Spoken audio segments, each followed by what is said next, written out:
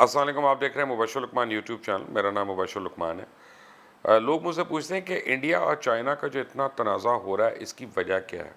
और फिर मुझे दो सवाल पूछते हैं। एक तो ये कि हो भी रहा है कि आप लोग इसको बढ़ा चढ़ा के बयान कर रहे हैं, क्योंकि जब हम पाकिस्तान का मेन स्ट्रीम मीडिया देखते हैं तो उसमें ये खबरें नहीं आ रही हैं। और चाइनीज़ गवर्नमेंट, आपको पता है चाइनीज़ गवर्नमेंट तो वैसी बातें नहीं करती, और वो कुछ ज़्यादा स्टेटमेंट्स वगैरह नहीं देते। वो सिर्फ उन जो कहना था, उनके एक एम्बेसडर ने बड़े आराम से आके कह दिया था कि क्या झूठ है और क्या सच है, और हमने क्या करना है और क्या नहीं करना।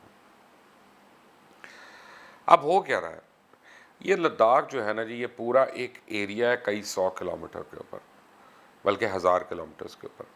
इसमें आप समझें कि कश्मीर का इलाका आता है, इसमें गिलगित बल्तिस्तान उसकी साइड लगती है, अरुणाचल प्रदेश चाइना के साथ वो लगता है, उसका बॉर्डर एरिया।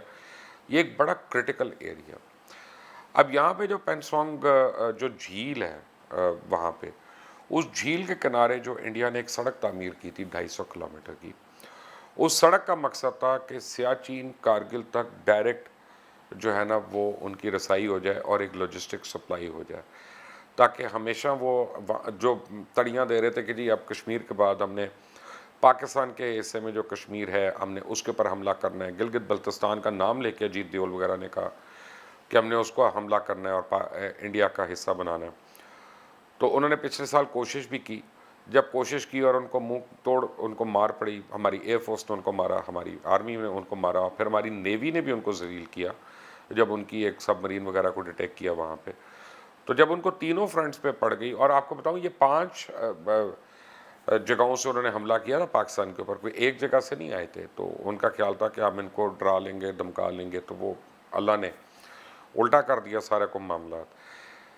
अच्छा, अब रोड बेल्ट एंड रोड जो प्रोजेक्ट बन रहा है, सी पैक जो प्रोजेक्ट है, इससे अमेरिका को बड़ी तशवीश है। उसको क्यों तशवीश है कि अगर ये रोड प्रोजेक्ट कंप्लीट हो जाता है और ये गवादर तक चला जाता है, और गवादर एक एस्टेब्लिश पोर्ट होता है, तो चाइना के लिए सेंट्रल एशियन रिपब्लिक्स जो हैं सारी की सारी वो उसको लिए अवेलेबल हैं। वहाँ सबसे ज़्यादा उसको सस्ती एनर्जी सोर्स मिलनी है, गैस मिलनी है और फ्यूल मिलना है।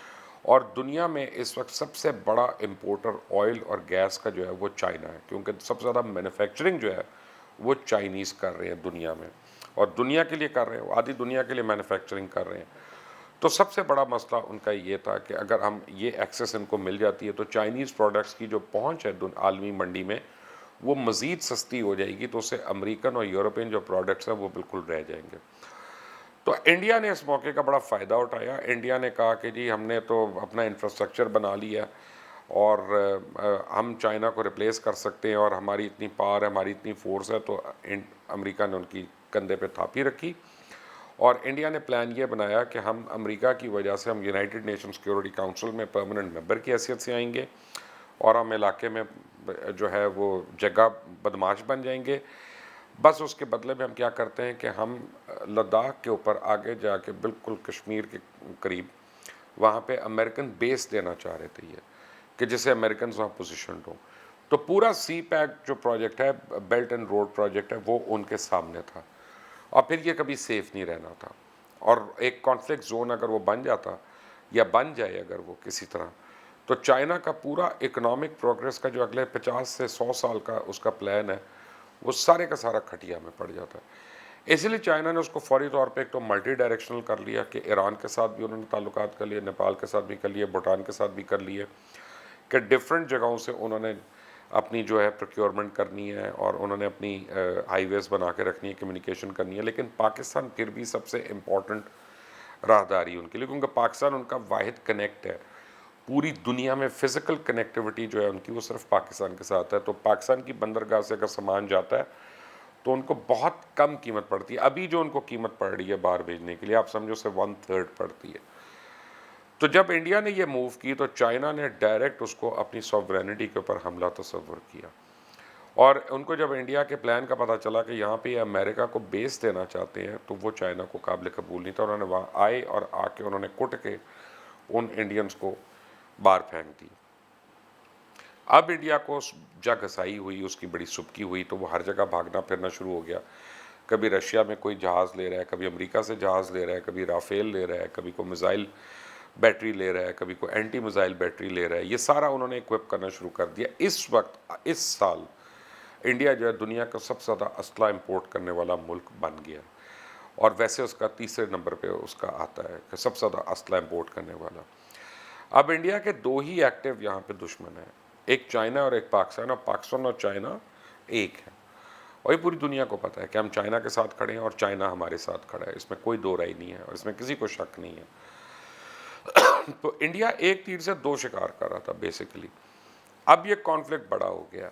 اب ہو کیا رہا ہے کہ اب گلوان ویلی سے اگر چائنا وڈرا نہیں کرتا, جو کہ انہوں نے اب کل بالکل انکار کر دیا کہ ہم فنگر فورس سے پیچھے نہیں جا رہے, تو انڈیا نے وہاں مزید 60,000 ٹرپس وہاں پہ ٹرانسپورٹ کیے ہیں, بہت زیادہ ٹینکس کی ڈپلائمنٹ کی ہے, اپنی لائٹ آرٹلری جو ہے فیلڈ آرٹلری اس کو اب وہاں پہ وہ موو کر رہے ہیں, اور انفینٹری جو بریگیڈز ہیں ان کو وہاں پہ ایڈوانس کر رہے ہیں, بیکاز ان کو لگتا ہے کہ اب یہ لڑ کے علاقہ لینا پڑے گا. تبھی اگر وہ نہیں لیتے تو اگلی گرمی آنے سے پہلے کیا ہوگا کہ پاکستان بڑے آرام سے سٹیپ ان کرے گا, اور سیاچین اور کارگل جو ہے وہ پاکستان کے علاقے میں ہوگا, بغیر کوئی گولی چلائے, بغیر کوئی لڑائی کیے, بغیر کچھ کیے, کیونکہ اس کی پوری سپلائی چین جو ہے وہ ٹوٹ چکی وہاں پہ.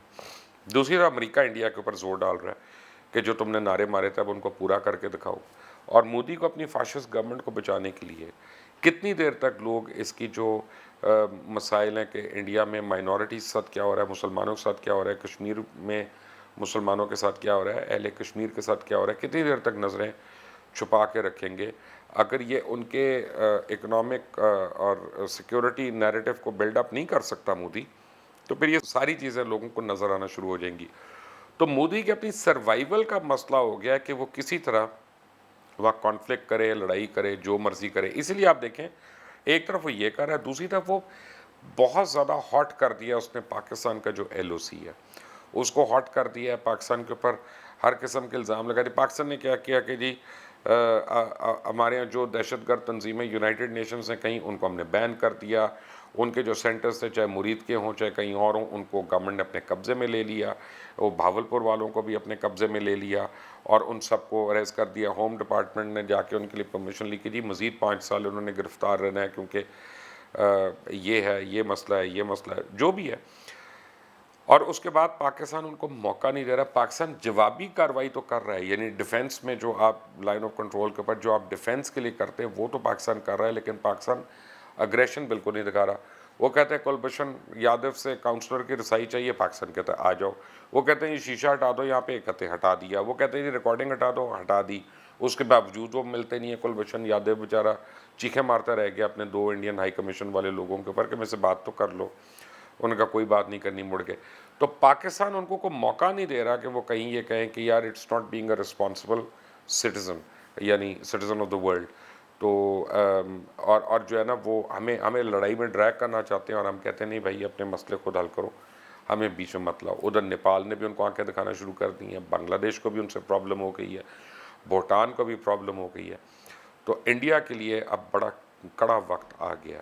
اور انڈیا اگر اگلے 1.5 مہینے کے اندر اس چیز کو سالو نہیں کرتا تو اب دیکھیں کہنے کو تو اس نے 60,000 فوجی وہاں پہ پہنچا دیے, لیکن 1.5 مہینے کے بعد 2 مہینے کے بعد وہاں موسم میں جب شدت آتی ہے تو 60,000 فوجی کو اس نے لاجسٹیکلی کھانا بھی دینا ہے, اس نے ان کو اوڑھنا بچھونا بھی دینا ہے, اس نے ان کو ونٹر ٹینٹنگ بھی دینی ہے, اس نے ان کو وہ سنو کلیڈ یونیفارمز جو ہیں وہ بھی دینی ہے. اس طرح سے تو نہیں فوجی رہ سکتا وہاں پہ نا کہ وہ خود برف کا گولا بن جائے گا ان کے جو ہے. تو اب انڈیا کا لاجسٹک نائٹ میئر جو ہے وہ اب شروع ہو رہا ہے. اسے بھاگ دوڑ کر کے اپنے اسلحے کی مقدار جمع کر رہے ہیں کہ ہم کسی نہ کسی طرح یہاں لمیٹڈ ایک کانفلکٹ کریں, لمیٹڈ ایریا میں 30 سے 50 میل کے اندر اس کو اپنے قبضے میں لیں, اور باقی پہ پھر نیگوسیشن ہوتی رہے گی اگر ہم بیٹھ جائیں گے. تو اس لیے اس پورے ریجن میں اب بہت خطرہ ہے. اب خطرہ کس بات کا ہے؟ انڈیا نیوکلیر پاور ہے, چائنا نیوکلیر پاور ہے, پاکستان نیوکلیر پاور ہے. اگر رشیا انوالو ہوتا ہے because of any one of them, Russia nuclear power ہے, اسرائیل انڈیا کی ڈائریکٹ مدد کر رہا ہے وہ نیوکلیر پاور ہے, اور امریکہ اس کو تھاپیاں دے رہا ہے وہ نیوکلیر پاور ہے, برطانیہ پیچھے نہیں رہے گا امریکہ سے وہ نیوکلیر پاور ہے. So all is not well, something is cooking up. ہو سکتا ہے ہمیں ابھی نظر نہیں آ رہی, لیکن چند ہفتوں میں یہ سچویشن بڑی واضح ہوگی. اور مجھے لگتا ہے کہ اگر انڈیا اپنے یہ وہ چاہتا ہے کہ صرف فالس فلیگ آپریشن کرے اور پاکستان کو اور چائنا کو ایک ساتھ اس میں روپ ان کر لے, اگر ہم اس کو سکسیسفلی اوائڈ کرتے رہتے ہیں تو پھر انڈیا کے لیے بڑا مسئلہ ہو جائے گا، پھر اس کے اندرونی مسائل جو ہیں وہ اس کو زندہ نہیں رہنے دیں گے. اور میں آپ کو کئی دن سے کہہ رہا ہوں کہ مجھے لگتا ہے انڈیا میں کئی پاکستان بننے والے ہیں. until the next time, اللہ حافظ.